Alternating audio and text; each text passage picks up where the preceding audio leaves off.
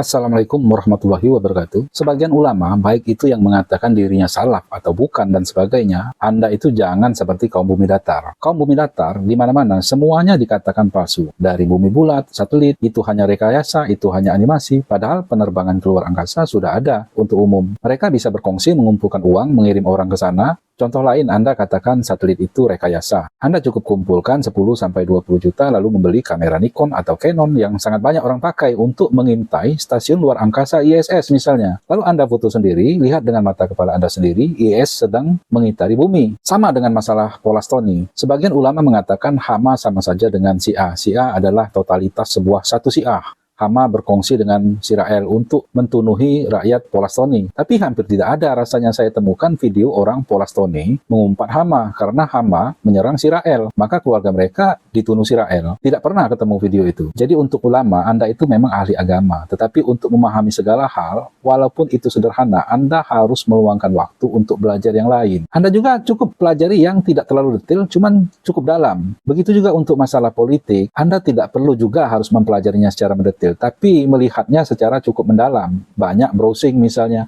Contoh sederhana saja sejarah misalnya. Sejarah yang sangat kompleks. Mulai dari sekedar peradaban manusia sampai sejarah teknologi. Apa itu teknologi mikron, apa itu teknologi nano, sejak kapan diterapkannya, siapa penerapnya, apa saja alat yang sudah ada berkat teknologi itu. Kapan itu zamannya teknologi mikron, kapan itu zamannya nano, dan seterusnya dan seterusnya. Tidak perlu kita secara mendetail mempelajari matematikanya, tidak perlu. Tapi sejarahnya saja. Contohnya jika Anda belajar sejarah, contohnya jika Anda beranggapan Irna atau Syiah itu berkongsi dengan Sirael atau Diones, jika Anda luangkan waktu Anda mempelajari sejarah dengan cara yang fun-fun saja, misalnya menonton film-film Nazikri, Hitlerisasi, pada waktu Yahudeng itu diberantas oleh Jerman, kemana Yahudeng itu berlari? Bukankah mereka melarikan diri seperti ke Inggris, ke Amerika, intinya ke negara-negara Eropa Barat? Sampailah di zaman milenium seperti ini. Yahudeng itu ialah yang paling banyak kuasanya di Eropa dan Amerika. Mereka memimpin dalam segala bidang. Sebagian negara Arab kaya sekarang ini berkongsi dengan Yahudeng, dengan Amerika atau Inggris,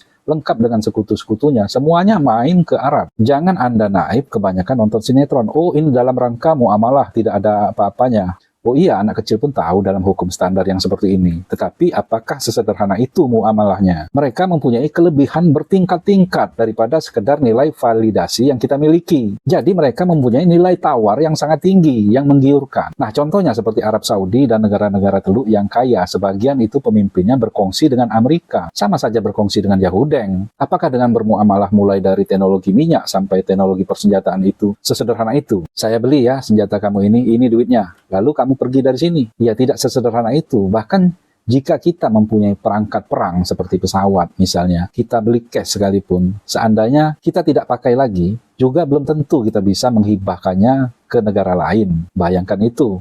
Apalagi negara musuhnya Yahudeng. Jadi perjanjiannya itu pasti serem. Jangankan bermuamalah dengan teknologi terkini seperti persenjataan. Indonesia saja bermuamalah dengan Freeport dalam rangka mengolah emas, di mana Indonesia dulu belum mampu mengolah emas. Itu saja sudah terjebak dengan perjanjian yang tidak bisa ditolak oleh Indonesia. Itu dijelaskan sendiri oleh Mahfud MD, kenapa Indonesia tidak bisa stop dari Freeport. Karena ada Yahudeng di belakangnya, ada Amerika di belakangnya, ada perjanjian yang sangat kejam kalau menurut saya, dan tidak bisa ditolak. Jadi, kalau mau ditarik secara hitungan matematis, pemimpin Arab yang paling bingsit sekarang ini, ya pemimpin-pemimpin Arab selepas dari Raja Faisal misalnya. Dari di mana dulu Faisal mengajak memerangi Israel, justru pemimpin-pemimpin setelah dia berkongsi dengan Yahudeng. Kalau tidak salah, ulama terkenal Arab Saudi, entah itu Utsaimin ataupun Bin Bas, itu pun menyalahkan pemerintah Arab Saudi karena mengizinkan sekutu numpang parkir dengan segala persenjataannya di Saudi untuk mentunui saudara muslimnya, yaitu Saddam Hussein dan rakyatnya. Total jutaan orang jadi korban di sana. Semuanya ini sederhana saja dalam konteks agama Islam. Semuanya karena takut mati. Tidak ada yang seberani mati seperti Raja Faisal, setidaknya sampai 2024 ini. Jadi nggak usah dicari alasan-alasan lain agar masuk akal. Oke, demikian saja dulu. Mohon maaf jika ada kata-kata yang salah. Assalamualaikum warahmatullahi wabarakatuh.